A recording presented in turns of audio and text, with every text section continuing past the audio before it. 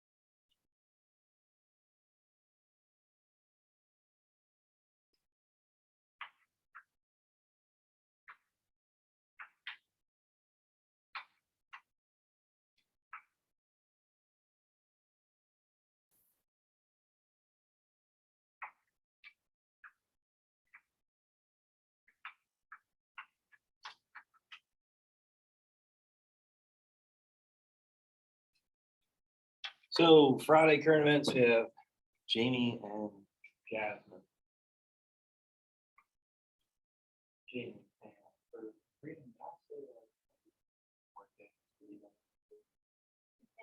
okay, that's what I forgot. How about Penn State losing again? Woo, man. Hey, 9 overtime. Did you see that guy breaking his arm? What's that, Kip? You see that guy breaking his arm? Oh, That was funny. Quarterback. That was It was not funny. God. the way he flew. It was funny. No, That is terrible. you're Did you see mean. it, Jackie? You know wanna what? see it? Yeah, he probably heard about you hitting the deer. He laughed about it. I actually did laugh about it. The joke didn't anybody. Well, bless it.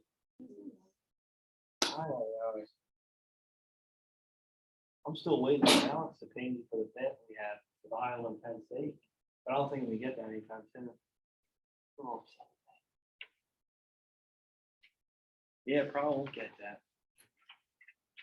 When's Isaiah and Liz getting married? Soon, I think, right? It's coming quick.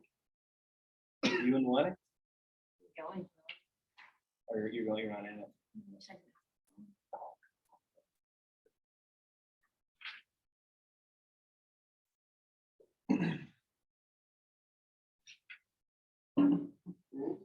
Matt, Packers are looking good. What do you think? Gonna beat the Cardinals Thursday? Shortened week. We'll see.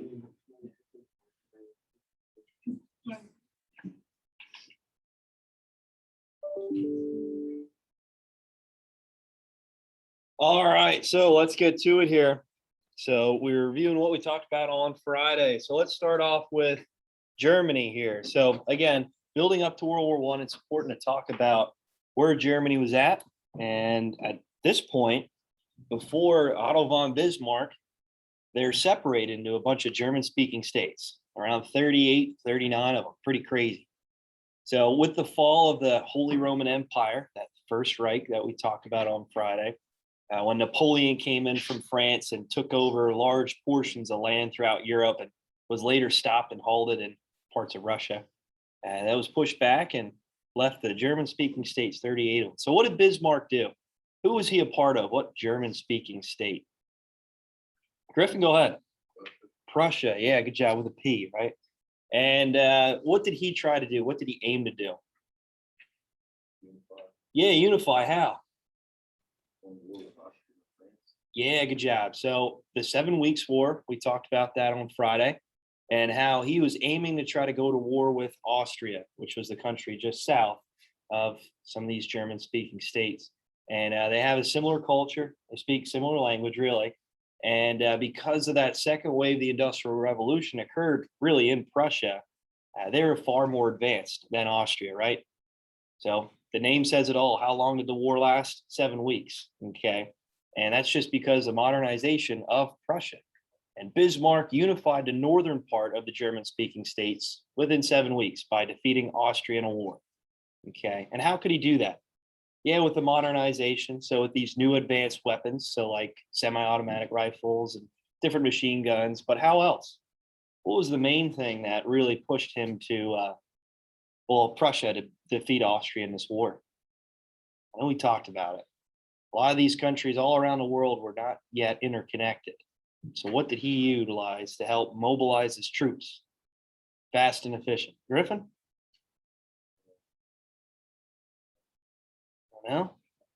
Uh-oh, called you out there. I'm sorry. Anybody? Anybody? The railroad, the train, right? Okay, we talked about that. Yeah, so how he interconnected these German-speaking states together with railroad system, okay, with the train, and allowed for really the mobilization of troops in certain locations, fast and efficient, more, more efficient and quicker than, let's say, what Austria could do. So they're really ready to go and caught Austria pretty much with their pants down, right? They caught them off guard and by total surprise. And that's really how the war only lasted 7 weeks. They could mobilize their troops and soldiers at the locations where they needed to be so fast and efficient to the point where Austria wasn't prepared to even start the battle itself. And we all know with the more equipped and modernized weapons, it really just was a breeze. So after that 7 weeks war, northern German speaking states were unified. So then who do they go to war with next? Who they go to war with next then? Eddie? So after they defeated Austria, who they go to war with? Yeah, France. Good job. Good job. The Franco-Prussian War in 1871. And how'd that war fare out for France? Yeah, they lost. Yeah. So they're embarrassed as well, right? They weren't near as modernized as what Prussia was either. Okay, the northern German speaking states. Okay, they couldn't mobilize their army quick enough. But what did Bismarck do that tried to prevent Great Britain from getting involved in a war? What did he do? Griffin, go ahead. Yeah, he provoked France to seem like they're the aggressors, that they attacked first. And if he could get France to attack really Prussia first, these northern German speaking states, then you know what? Great Britain will stay out of this war. They know that they can't compete just yet with Great Britain in a war, okay, in a battle. Their navy wasn't near equipped enough, okay? So they tried to provoke France into attacking them, which they did. And this war only lasted about 6 months, okay? So it just goes to show how dominant Germany really was at this time. And Bismarck knew this. And he knew that the only way he was going to unify Germany as a whole was by targeting Austria, which was a really powerful European country, and France, who had the strongest land power in the world at that time. And he defeats them with ease, really. It didn't take too long. And that's just because of modernization. That's because of really interconnecting the country together with these means of transportation, like the railroad system. And that just showed the rest of the world that Germany is this dominant world power. Okay, and this is going to lead up into World War One. And where did they crown the new king of Germany? Where did they crown? Which was kind of throwing salt in the wound to France. Where did they crown? Gabe, do you remember? I want to say Paris. Yeah, it was in Paris. Yeah, the capital, right? Okay, they crowned him in the Palace of Versailles, which I'm sure you heard about that with Mr. Shutt.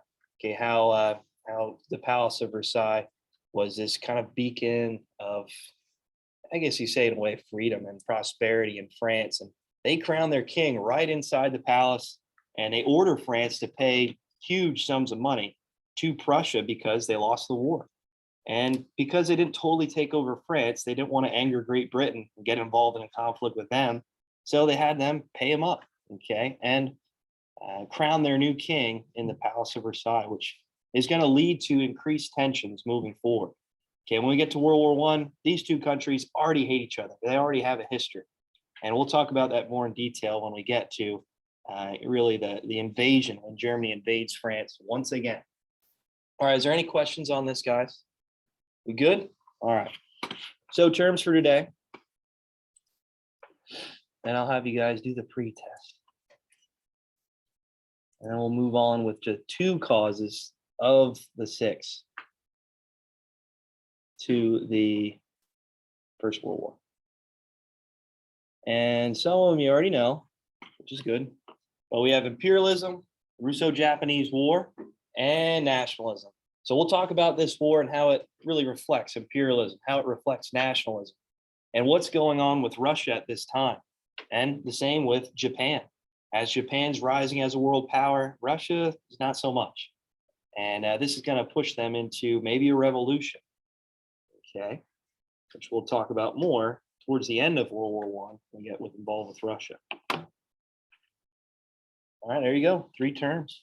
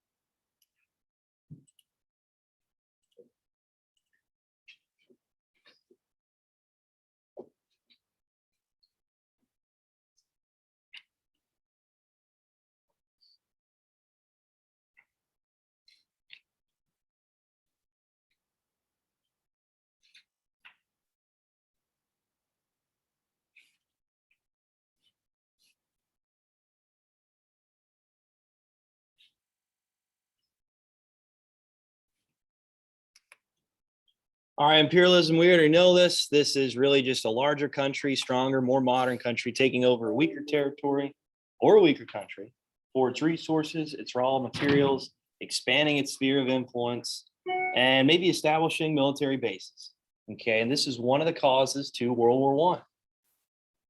All right, the Russo-Japanese War was that war between Russia and Japan, really at the start of the 1900s. And we all know, we talked about it last chapter, that Teddy Roosevelt will solve disputes between these two countries, which will get him a Nobel Peace Prize.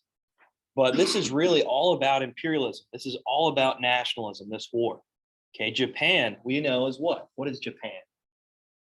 It's an island, right? So the only way that they're going to expand, the only way that they're going to claim more resources and become a stronger power is if they step past their borders, right? Is if they try to look at other places to advance their sphere of influence. Okay, same thing with the United States, right? We expanded in the Pacific, we expanded the Caribbean Sea. Okay, we talk about these European countries, how they expanded in Africa. Well, Japan's going to be this new dominant threat in Asia, okay? And we'll talk about how they go to war with Russia and defeat them pretty easily. Okay, Russia didn't really stand a chance, which was shocking to the rest of the world. But at this moment, at this time, Japan's marching up into the Korean Peninsula. They pretty much claim all this land right at that moment. And Russia actually moved down into parts of northern China. And that's where they conflict. That's where they go at. Okay, right around this section here. Okay, right in the port of the Yellow Sea. All right, does that make sense, guys? Okay, that's kind of where we're moving into right now. And then nationalism. I think I mentioned that on Friday. What's nationalism? What does that mean? Kale, do you remember? Yeah, extreme patriotism. Good job. So this national pride. And a lot of these countries, especially Germany at this moment, they just unified, they just came together. You just read about how they were trying to really create a culture with what, Snow White and Cinderella. And at the same time, they're building up their military power to a point where they're a new force to be reckoned with. And Great Britain recognized this. France obviously lost a war to them. And this is looking pretty scary for these European powers. Okay, and how Germany's becoming dominant, even more so. And if they try to take over lands in Europe, maybe alliances have to form to stop them. It's the only way that they might get defeated. All right, so pre-test, I just attached it, I just posted it. So you should have access to it.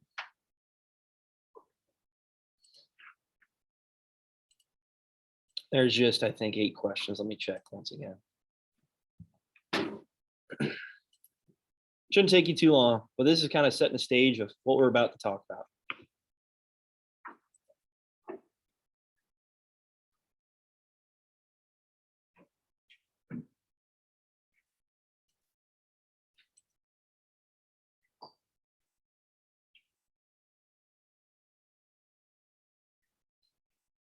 Seven questions. Yeah, not too bad.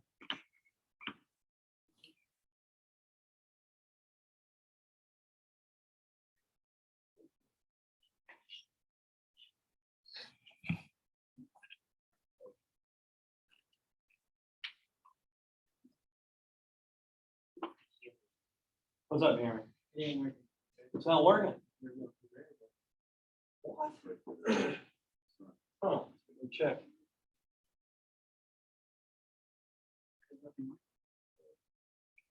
Nothing attached?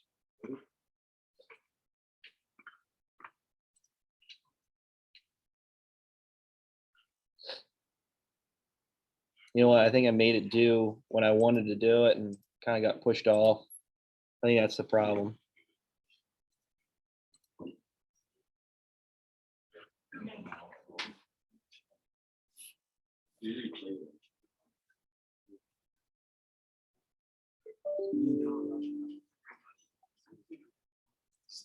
Yeah, this is what the reason was there. Done. Close it this one. All right, maybe refresh your page. I think I just had it closed from, I wanted to do it last week, but I pushed it to this week. You got it now? All right, cool. All right, there you go, there you go. Good catch, everyone.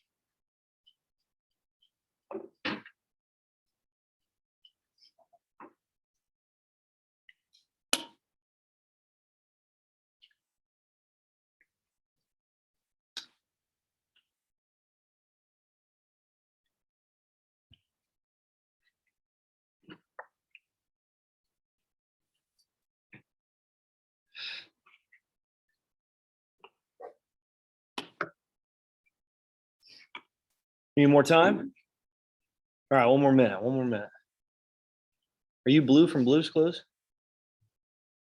Sully? Oh, okay. You know what Blue's Clues is? Yeah. Oh, okay. All right. Kind of look like Blue's Clues a little bit. Kara, you Mike Wazowski. I'm pretty sure he has blue dots. So, you know, What's that? doesn't he have blue dots? Are they blue? Oh, I don't know. Kind of look like Blue from Blue's Clues a little bit. Kara, you could have been Steve. Oh, you don't know Steve? Oh, okay. I think they might have Joe or something, right? someone asked. Oh, I remember the OG Steve. Went to college and everybody was all upset. Are you Mike Wazowski, I'm guessing? From us? Yeah. Oh, you're a Grinch. Okay. I just saw green, so I figured. All right, one. Which of the following actions did not help lead to the beginning of the war? What we have? What we got? Griffin, what do you think? Yeah, good job. Good job. So we'll talk about the main causes. It's an easy way to remember it. Mania, militarism, alliance system, nationalism, imperialism, and assassination. We'll get to that soon enough. Angel, you okay over there? Yeah, let me pick your head up, please. Thank you. Wait, are we supposed to speak this week off the top? I'd like you to, yeah. Okay, wait, what's the first one? C, yeah, that's not one of the ones. Yep. So mania is what I'm looking for. The causes to World War I, which we'll talk about. 2, why was the United States upset after Germany sunk the Lusitania? Matt, what do you have? A, the ship carried many American war supplies. So it wasn't proven. No one really knows, but a lot of people think that may have happened. So yeah, I guess I can accept that one. But I'm looking for C, the innocent American civilians were on board the ship and were killed or injured. But yeah, a lot of people think that maybe there were some war supplies on that ship that was going to Europe, aiding the Allied powers where these German U-boats sunk it. And hey, look, another ship that got sunk that pushed the United States into a war, right?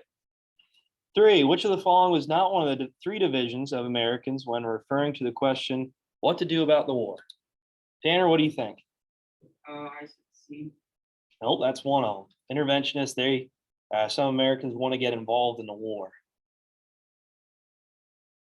So it's actually B, all right, neutralist.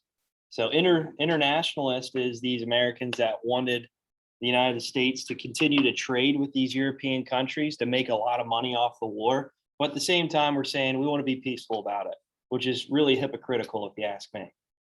And then interventionists, Americans that want to get involved in the war, that we're a rising world power, that we need to show the world again what type of military threat we are. And maybe we can gain some assets after this war. Maybe we can try to take some territory or land over if we get involved.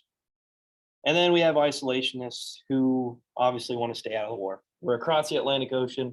Why do we need to get involved in this war in Europe? Okay. 4, which of the following does not describe an effect of the Selective Service Act? What do we have here? Kara, what do you got? D was done away right after the war? No. So we'll have one in World War II. We'll have one in. Oh, sorry, that's right. Yeah, that's right. My bad. That is right. So with that being said, we will have in World War II. We'll have it in the Vietnam War. Okay, and this is a way to get involved a little bit more to get American people inspired to go fight. And when World War II comes around, a lot of Americans were maybe not interested in it because they saw the effects of World War I. They saw the PTSD. They saw the psychological issues of many of these veterans coming home. And especially in Vietnam, it was not favored whatsoever. Okay, towards the end of the year, we'll talk about that. 5, which law banned any written document that threatened the United States government? What do we have here? Go ahead, Tanner. The Espionage Act. Okay, so the Sedition Act and the Espionage Act, they work together, so I'll accept that. Yeah, I'll accept that. So if you put the Sedition Act, that's fine too. That's fine too. So those two go together. And this was, many people thought that President Wilson was going a little too far above the line here with it. And he was restricting people's freedom of speech and assembly to a point where he was cracking down on individuals' expression. like I mentioned, there's a lot of German culture around PA, and many people were thrown in jail because of maybe their ties to Germany. And this was this threat that there could be an internal attack, and to try to eliminate it, there was a lot of restrictions on freedom of speech and assembly here in the United States. 6, which of the following best describes the Red Scare? Gabe, what do you have? I think mine's wrong, but I put A, but I think it might be. That's right. Yeah. A So, is right? yep. The Americans feared the spread of communism. Okay. And this is going to be something we talk about really towards the end of the year. Okay. This is the start of it right at the end of World War I, when Russia goes through their revolution and becomes communist, and how this could spread into the United States, and how this is going really through the Cold War after World War II. And even modern times, there's still fear of communism spreading in the United States. Maybe today's world's, I don't know, a little bit more accepted. 7, after the war, which country got the sole blame placed upon them and was forced to pay massive reparations? What do we have? Go ahead, Griffin. Germany. Yep, good job. And this leads into World War II. Good job. All right, real quick, I just want to go over these 2 causes today. That's it, just 2. Imperialism and nationalism, which you guys know pretty well already.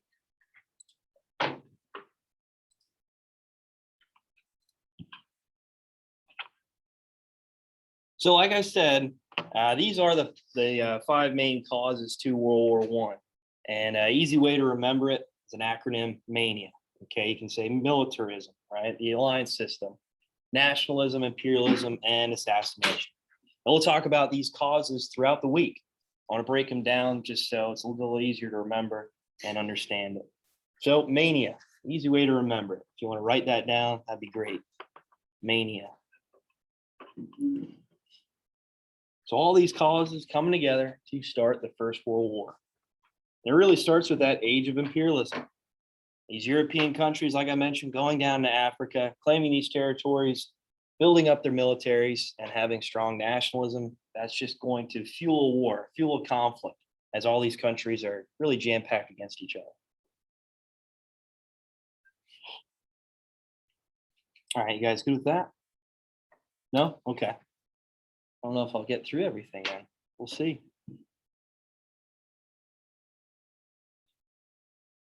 So again, we're going to focus just on imperialism and nationalism today. Hopefully get through it. We'll run a little bit low on time, but that's the goal. That's the goal. And fortunate enough, we already know what imperialism is. And we already talked about nationalism. And these other terms you can pretty much pick up on. Good now. Yeah, okay. So this is review, what I already talked about with the Franco-Prussian War and the 7 Weeks War, and how Germany became a unified country. So you don't really have to write too much down on this. You already have these notes from Friday. So again, Bismarck, that's who is shown here, and how Germany's becoming a dominant world power, okay? And how they're expanding past their own borders. They claim Alsace-Lorraine, that territory between France and Germany, for their own good. And again, expanding their influence, establishing themselves as a naval power now, as they have access to the North Sea and really the Rhine River. So building up their military, expanding past their own borders.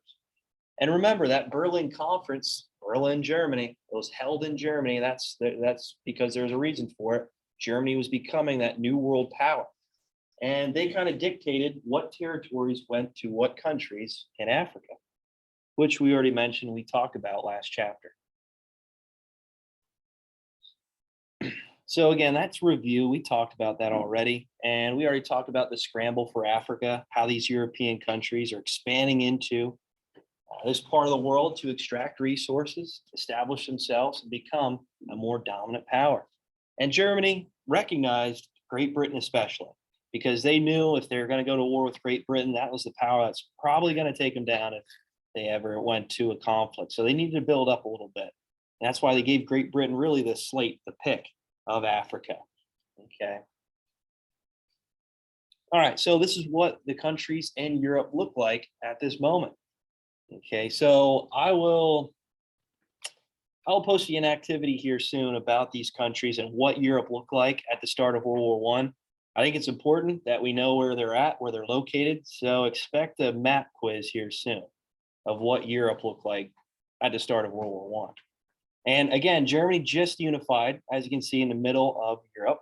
Okay, we'll talk about they joined the Central Powers. Makes sense, right? So Germany's right here, Austria-Hungary, they're going to combine together and form an alliance, again called the Central Powers. Same with Italy. Makes sense. They're in the center of Europe. So when we get to that, when we talk about it, that's an easy way to remember where those countries are located. And we already talked about how France and Germany went to war with each other. And Germany claimed this territory, this land along the Rhine River. Eventually, they might go to war again.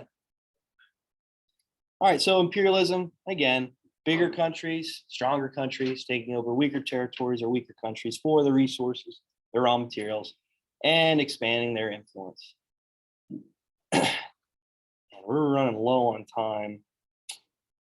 I think I can get over nationalism. I think I can get over nationalism yet. One more yet. But this is a review. We already talked about imperialism, so there's not too much really to obviously write down that you already know. And we already know Germany is becoming this dominant threat. They're expanding past their own borders as well. Imperialism, we know it already. Nationalism, extreme nationalism, strong patriotism, strong national pride in your own country. And all of these European countries, even the United States, is going through this phase where they are competitive, right? They are trying to show that their country, their nation is much stronger than, let's say, a competitor, okay, an opposition. And the only way that they're going to do that is through building up their military and expanding their military, claiming more lands past their own borders, expanding their sphere of influence. I mentioned here at the bottom is the Balkan Wars, okay? And that was these issues, these problems here in southeastern Europe. And a lot of these countries are just forming. They have different cultures, languages, and they want to have their own country. And that created a lot of revolutions, a lot of issues rising in this part of Europe, to the point where it was going to start another conflict sooner or later. Let's say if Austria-Hungary expands down and tries to take one of these smaller countries, it might lead to war because they're probably going to have an alliance with, let's say, Russia or another stronger power like the Ottoman Empire, okay, which we'll mention. And with the Russo-Japanese War, I talked about it briefly. Japan, they're imperializing areas all throughout Asia. Okay, they're looking to expand. They're an island. They need more resources and raw materials to survive. Russia, they're going through some issues. They have not yet industrialized. So they're just trying to pick a fight, win a war, and spur more nationalism. If they win a war, then more than likely than not, their people are going to be happy. They're going to see a little bit more patriotism in their country. But when they lose to an Asian country, at that time, these Asian countries were viewed as inferior to these European countries. And with that being said, once they lost to Japan, their nationalism was at an all-time low, okay?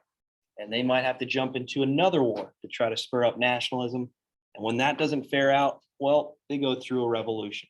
They go through some internal issues, which we'll mention towards the end of World War I. All right, is there any questions on imperialism or nationalism? We good? Okay, so make sure you remember those two causes to World War I.